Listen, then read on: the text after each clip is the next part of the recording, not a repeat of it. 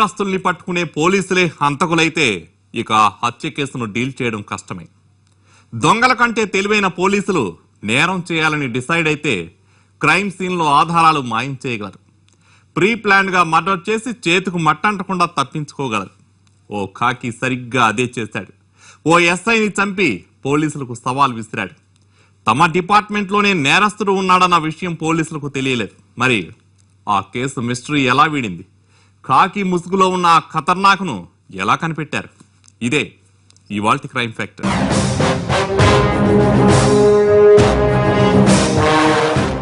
ఎలాంటి కేసులోనైనా ఏదో ఒక దశలో చిన్న క్లూ అయినా దొరికి తీరుతుంది. ఆ కోణంలో ఎంక్వైరీ చేస్తే మిస్టరీ హిస్టరీ తెలుస్తుంది. మరి ఈ కేసులో అసలు ఏం జరిగింది? ఇన్వెస్టిగేషన్ ఎలా సాగింది? కుప్పం చిత్తూరు జిల్లాలో కర్ణాటక సరిహద్దుకు దగ్గరలో ఉన్న పట్టణం. ఇదక్కడి circle inspector office.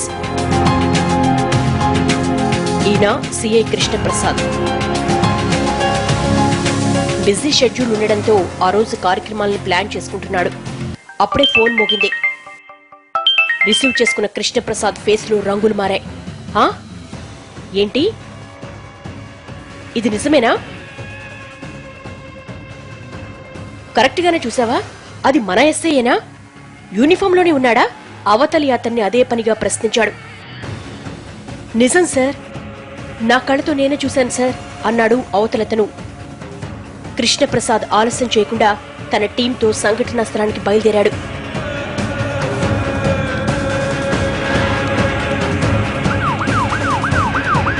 Police vehicle Kuppam Kolar హైవేపై దూసుకుపోయింది. హైవేను ఆనుకుని ఉన్న బండ తిప్పన్నపల్లె శివారికి పోలీసులు రావడాన్ని గమనించాడు వెంకటాచలం. సిఐ బృందానికి ఘటనా స్థలాన్ని చూపించాడు.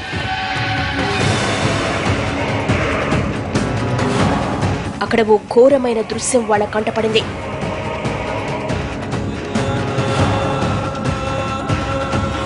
పోలీసుల నైతిక బలాన్ని దెబ్బతీసేలా, కాన్ఫిడెన్స్ ను కుంగతీసేలా దారుణ స్థితిలో శవమై కనిపించాడు ఎస్ఐ ప్రభాకర్.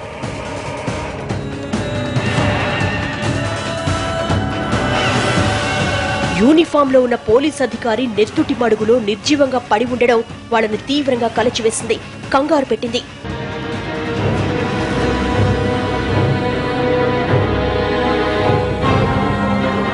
ఎస్ఐకి ఎడమ చెవి, ఛాతీ, మెడ దగ్గర గట్టిగా గాయాలయ్యాయి.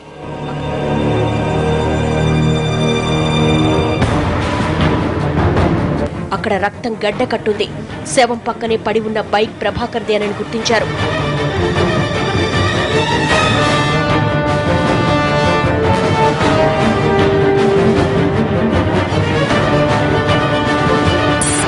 ఆ పక్కనే కనిపించిన లెదర్ కవర్ ప్రభాకర్ సర్వీస్ రివాల్వర్ది.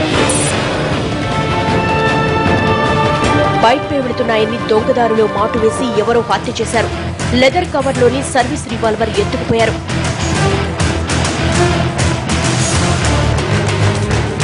అక్కడి ఆధారాల్ని, సమాచారాన్ని విశ్లేషించిన పోలీసులకు చాలా సందేహాలు తలెత్తాయి. ఎవరు చేశారు ఈ ఘాతుకం? ఎందుకు? కేవలం రివాల్వర్ ను దొంగిలించేందుకే ఎస్ఐని చంపేశారా? లేక ఇంకేదైనా కారణం ఉందా? పలంనేరు సబ్ డివిజన్ పోలీస్ అధికారి కార్యాలయంలో 3 సర్కిళ్లకు చెందిన ఆఫీసర్లు కేసు పురోగతిని చర్చించేందుకు సమావేశమయ్యారు. ప్రభాకర్ హత్య ఎక్కడ జరిగింది, ఎలా జరిగింది, ఎవరి పనై ఉంటుంది, ఎందుకు చేశారు వంటి రకరకాల అంశాలపై మాట్లాడుకున్నారు. ఎస్ఐ ప్రభాకర్ రాళ్ల విడుదూరు పోలీస్ స్టేషన్ కు కాస్త దూరంలో వీకోట మండలంలో అద్దె ఇంట్లో ఉండేవాడు.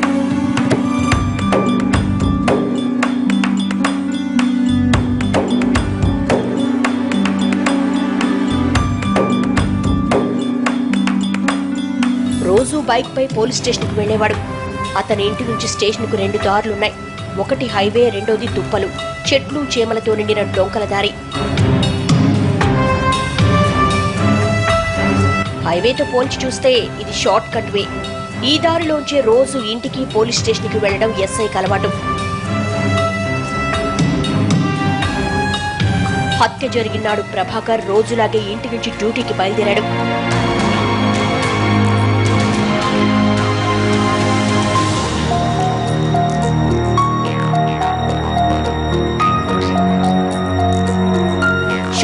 డొంకదారిలో వేగంగా బైక్ నడిపాడు.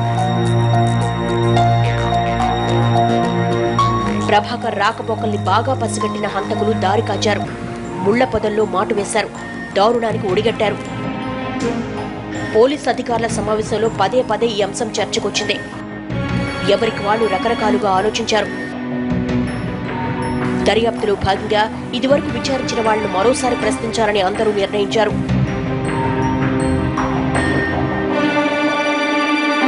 ఆ నిర్ణయం అధికారులను ముందుకు నడిపింది.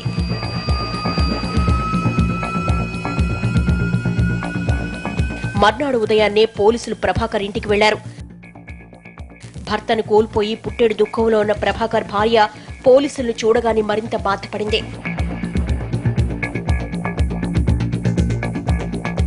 అధికారులు ఆమెను ఓదార్చారు. అందరూ కలిసి ధైర్యం చెప్పారు. ఏమ్మా, ప్రభాకర్కి ఎవరైనా శత్రువులున్నారా? ఎవరి మీదైనా మీకు అనుమానం ఉందా? ఫలానా వాళ్ళు తనను బెదిరిస్తున్నారని ఆయన మీతో ఎప్పుడైనా అన్నారా? మాటల సందర్భంలో ఎవరి పేరైనా చెప్పారా అని అడిగారు. గీత ఆలోచనలో పడింది. పర్వాలేదు చెప్పమ్మా, మీరిచ్చే ఆధారాలతో హంతకుల బండారం బయటపడే ఛాన్స్ ఉంటుంది. దోషుల్ని చట్టం ముందు నిలబెట్టి కఠినంగా శిక్షించేందుకు వీలవుతుంది అంటూ ఆమెను లోతుగా అడిగారు. అంతవరకు తల ఉంచుకుని ఆలోచించిన గీత ఒక్కసారిగా తల ఎత్తింది. ఒకానొక సందర్భంలో తన భర్త చేసిన హెచ్చరిక ఆమెకు గుర్తుకొచ్చింది. ప్రభాకర్ తనతో అన్న మాటల్ని పోలీసు అధికారులకు వివరంగా చెప్పింది. ఎస్ఐ ప్రభాకర్ భార్య చెప్పింది విని పోలీసులు ఆశ్చర్యపోయారు. ఆమె చెప్పిన కఠిన వాస్తవమేంటో షార్ట్ బ్రేక్ తర్వాత చూద్దాం.